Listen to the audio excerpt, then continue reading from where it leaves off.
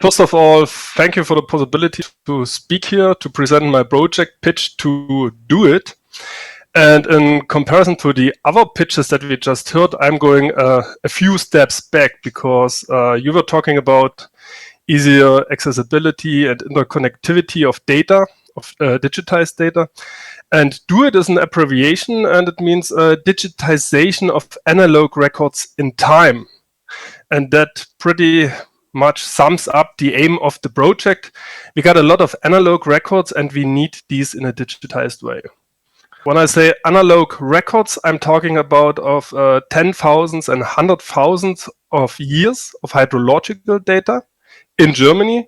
When we go abroad Germany and beyond the scientific field of hydrology, we're talking about millions of years of data that is out there and which is not accessible for us.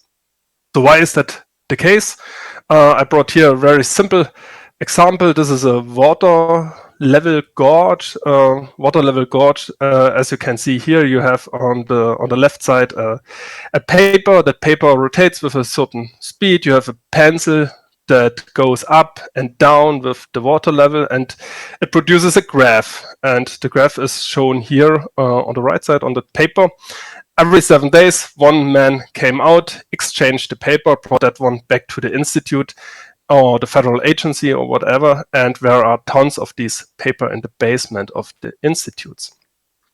So we have a lot of data, but unfortunately it's not accessible for us because, as we have seen from the other presentations, how do we need the data nowadays? We need it in a digital way. Best would be vector format on a server or platform that we can easily access. So if we get a new project, we can directly start with the data.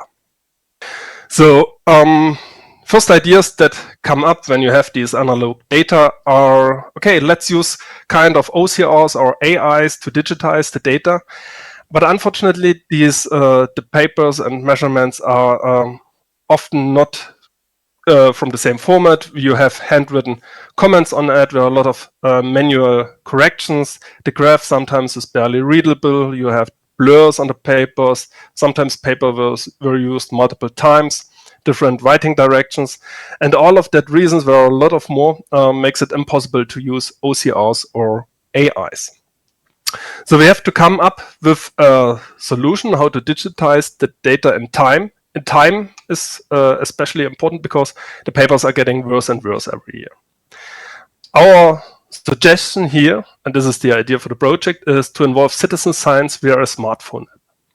So for those who are not citizen scientists are people that have not necessarily the background from the scientific field that they will be involved in this case it's hydrology, but they have a very high motivation and when they want to engage themselves. And often there is a gap between science and citizens, and this is a possibility to close this gap. You just have to make it easily accessible, and we will do this here with a smartphone app. So the citizen science will download the app for the digitization with a graph. First thing he has to do then is he provides the limits of X and Y axis, for example. And the second thing is he tracks the graph with his finger. That sounds very simple, and so simple it is, fortunately. The question that always arises if something is really simple is, can the quality of this digitized data be assured? And we have different elements in that app that we want to develop that ensures the quality. For example, at the beginning, we have an in-app tutorial that teaches you how the data has to be digitized, what are possible pitfalls, and how to react if you face something that you were not aware of or don't know how to handle it.